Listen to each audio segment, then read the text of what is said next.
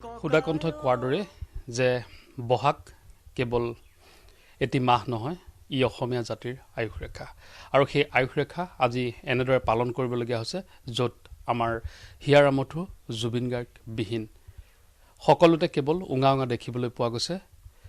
ঢুলীয়াই যদিও ঢোল বজাইছে, শিপিনীয়ে যদিও গামোচা বৈছে, তাতো যেন ক'ৰবাত বেদনা লুকাই আছে। সকলোৱে ভাবিছিলে যে ৰাজনৈতিক মেৰপাছত পৰি যি ধৰণৰ ৰাজনীতি হৈছে, সদায় ৰাজনীতি নকৰিবা বন্ধু বুলি কোৱা মানুহজনক লৈ যি ধৰণৰ ৰাজনীতি হ'ল বিগত বিধানসভাত সকলোৱে দেখিলে। কি শাসক পক্ষ কি বিৰোধী সেয়াও এডৰা পাৰ হৈ গ'ল। কিন্তু এতিয়া বহাগ, এই বহাগত জাতিয়ে নতুন সাজেৰে যিদৰে প্ৰকৃতিয়ে নতুন ৰূপ লয়, জাতিয়েও ন সাজেৰে ন উদ্যমেৰে থিয় হৈ উঠে। কিন্তু সেই মুহূৰ্ততে আহি পৰিছে যে আমাৰ হিয়াৰ আমঠু বিহীন আমি কেনেদৰে বিহু উদযাপন কৰিম। আৰু সেই চিন্তাৰে আপোনা মোক যিদৰে মনৰ নিৰ্ভীক কোণত বেদনা দিছে, তেনেদৰে দেখিবলৈ পোৱা গৈছে যে শিল্পীসকলৰ মনত সেই বেদনা আছে আৰু সেই বেদনাতে সৃষ্টি হৈছে এটি গীতৰ বহাগৰ বিননি।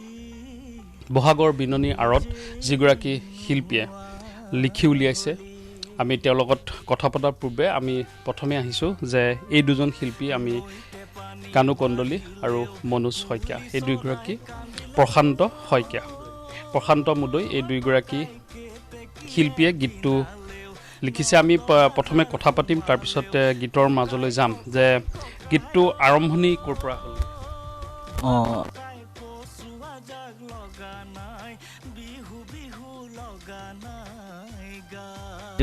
বীৰেন গানটো শুনাৰ লগে লগে মোক তেওঁ ক'লে যে কানুদা গীতটো ভাল পাইছোঁ। মই বোলো ভাল লাগিলে আৰু আজি এইটো পৰ্যায় অকণমান কিবা এটা দুআষাৰ ক'বলৈ। আচ্ছা, গীতটোৰ সৃষ্টি মানে হ'ল কি, খগেন শইকীয়া তেখেত আমি মণিদা বুলি কওঁ। খগেন শইকীয়াই গীতটো লিখিছিলে, লিখি মোক শুনাইছিলে। আৰু আমি এটা বেলেগ এলবামৰ কাম কৰি আছিলোঁ, চৰাইদেউ নাচনী বিহু। প্ৰশান্ত মুদৈ ডাঙৰীয়া তেখেতৰ সৃষ্টিৰ এটি গীত আমি একেলগে কাম কৰি আছিলোঁ। আৰু আমি দুইজন গাড়ীত এনেকৈ গৈ থাকোঁতে এই এটা ফোন আহিলে, চালোঁ খগেন শইকীয়াই ফোন কৰিছে। মোক কৈছে ভাতৃ গানটো হ'ল নহয়, এতিয়া কি কৰা যায়। তেনেকুৱা গীতটো মই শুনিলোঁ, লাউড কৰি আছিলোঁ, প্ৰশান্ত দা ড্ৰাইভ কৰি আছিল, তেওঁ শুনি পেলাই কৈছে কানু এইটো বৰ সুন্দৰ হৈছে, জুবিন গাৰ্গক লৈ পেলাই বা হাতে সুতৰাই আমাৰ বিহুটো যে বা উৰুঙাতে ইমান মহান শিল্পীজন নাই, গতিকে গীতটো কিবাকৈ কৰিব পাৰিলে ভাল হয়। লগালগ আমি দুজন ষ্টুডিঅ'লৈ গ'লোঁ। 2টা দিনৰ ভিতৰত মইতো থাকেই দিলোঁ ষ্টুডিঅ'ত, দাদা মানে লামডিঙত থাকে আৰু মই সেই 2টা দিন থাকি গান কৰি ডাবিং কৰি ৰাইজলৈ আগবঢ়ালোঁ। আমি পৰহি দিছোঁ গীতটো আৰু ভাল, এতিয়া ছ'চিয়েল মিডিয়া দি গীতটো ৰাইজে আদৰিও লৈছে। আৰু আদৰিছে মানে আল্টিমেটলি যিখিনি বুকুত লাগি আছে জুবিন দা নাইকিয়া, সেই দুখটো তাত গীতটোত আছে, মানে প্ৰকাশ পাইছে। আমি যিমানখিনি পাৰোঁ তেনেকৈ কৰিবলৈ গৈছোঁ। জুবিন দা যেনেকৈ যাৰ হাতত যি কাৰণতে নেহেৰাওক, তাৰমানে অসমৰ এটা বৃহৎ ক্ষতি, সেই ক্ষতিটো সদায় আমাক বুকুত চুই আছে। আমি বেলেগ বেলেগ কথাত স্বাৰ্থত পৰি আমি কিবা কিবি কামত চব ব্যস্ত হৈ আছোঁ, যদি কোনোবা এটা জেগাত কিন্তু বুকুত খুন্দা মাৰি থাকে জুবিন দা নাইতো, সেই আৱেগটো গীতটোত প্ৰকাশ পাইছে বুলি মই অনুভৱ কৰিছোঁ। আৰু আমিও তেনেকৈ গীতটো কৰিলোঁ আৰু ভাল লগা। পাতিম আপোনাৰ ওচৰলৈ আহিছোঁ, আপুনি কেনেদৰে সংযুক্ত। নমস্কাৰ, প্ৰটিন টাইমক মই আন্তৰিক অভিনন্দন জ্ঞাপন কৰিছোঁ। আচলতে গীত এটা কৰিবলৈ যাওঁতে সময় লাগে, কিন্তু এনেকুৱা হুলস্থুলৰ মাজত আমি গীতটো কৰিলোঁ আৰু লগতে অকণমান আমাৰ ভয়ো লাগিল।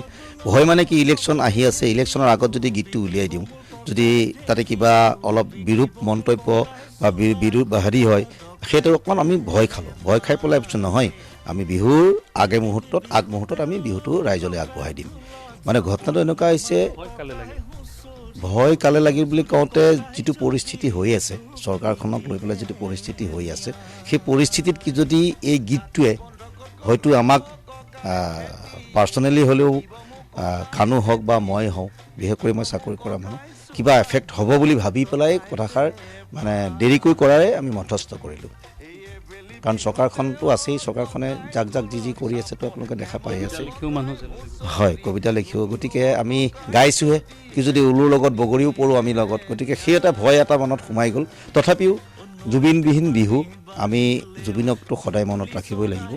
যেনেকেই নহওক জুবিন সদায় আমাৰ মাজত থাকিব আৰু সেই ধাৰাটো অব্যাহত ৰখাৰ বাবেই আমি দুইজনে, কানু আৰু মই দুইজনে মিলি এই গীতটো আমি প্ৰস্তুত কৰি উলিয়ালোঁ অতি কম সময়ৰ ভিতৰত।